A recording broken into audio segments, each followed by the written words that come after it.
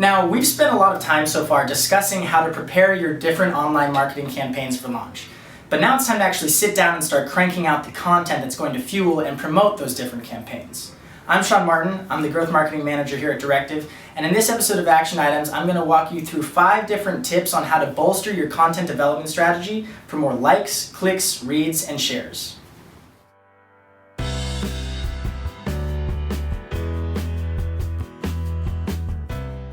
So tip number 1 is how to supercharge the way you target your content for your specific users. This is going to take into account a lot of your keyword research and how you target your content, which we address in our first episode of our action items, which you can check out in the link below. The best way to target your content for your users is to build them around the right primary keywords. What we like to do here at Directive is we like to rely on tools like Moz, SEMRush, and Answer the Public to really fine-tune our keyword research. So what you can do is you can use a tool called Moz's Keyword Explorer to identify different semantic variations of your primary keywords. Moz will actually give you different scores for these keywords, like opportunity and difficulty for ranking, and you can actually choose the best variation for your given piece of content. You can then actually plug in that semantic variation into another tool called Answer the Public, which will reorient that keyword into actual questions that users are typing into the search bar. And you can actually answer these questions directly to make your content super actionable for your users. Another little industry secret that we like to use is something called the wildcard. We actually have another related video that you can watch about it, but the basic premise of the wildcard is identifying what Google suggests is showing searchers when they type something into the search bar. If you really want to engage with your users, you'll target not only the keywords they're searching, but the trends that they're interested in. Google Trends is actually a great tool for this, and you can actually compare and contrast different variations of the keywords to see which one is trending in more use or more engagement online and use that variation. The second tip for bolstering your content development strategy is to make your content as actionable as possible for your users. This seems to be a given, but a lot of people actually miss this step when they're actually writing their content. The best content is going to be very action and tip focused and benefit focused for the users because they don't actually want theories or general ideas about what could possibly optimize their campaigns. They want hard-earned and hard-tested strategies they can implement today that are guaranteed to improve their performance. For example, if you look to one of my first blog posts in the industry, one called Optimizing Your Internal Linking Strategy, you'll see that even though it had a lot of good tips inside of it, because it was written poorly, it really didn't engage well with users. I had a lot of long paragraphs, non-formatted images, and it really just didn't rank where it should have.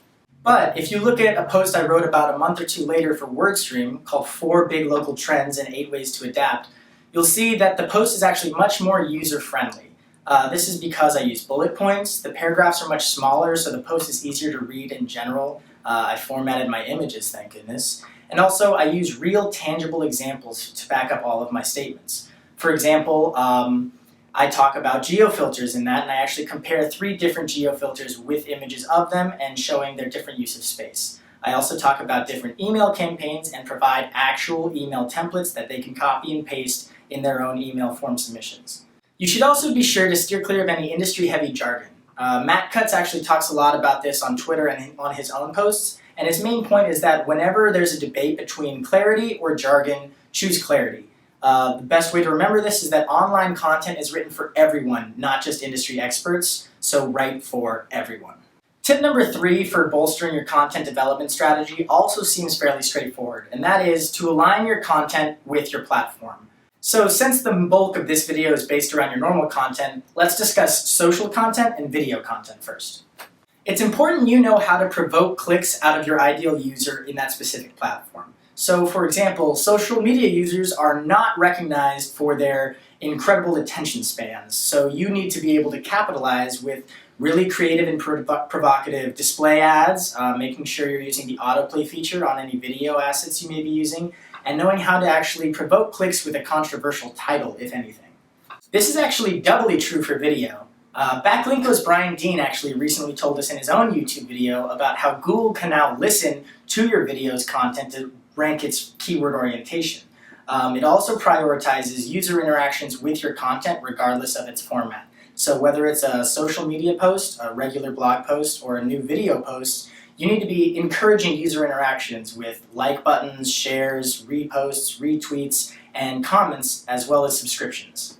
So the fourth tip on how to bolster your content development strategy is actually to target featured snippets with your content.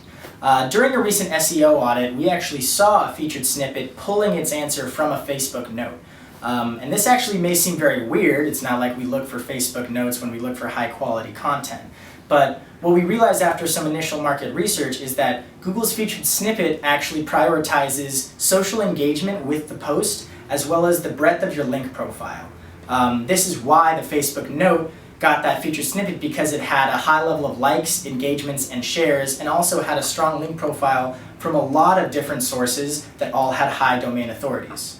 Tools like Answer the Public are actually really good for targeting featured snippets because you can directly answer user queries, which will obviously increase your odds for ranking for a featured snippet.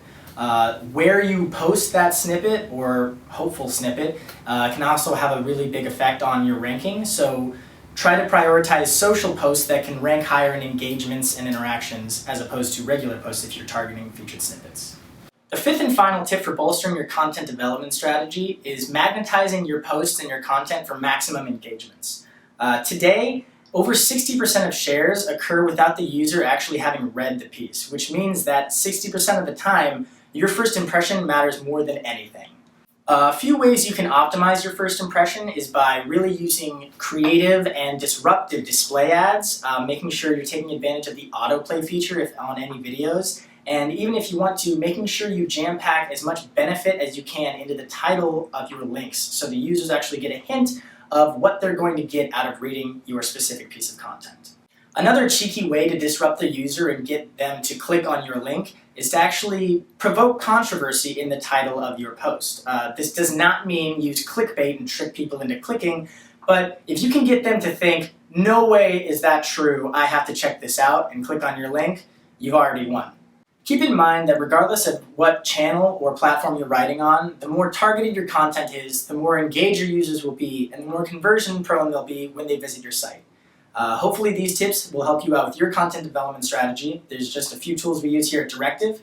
Be sure to check out any of our other episodes of Action Items for more innovative tips, and subscribe for weekly updates every Friday.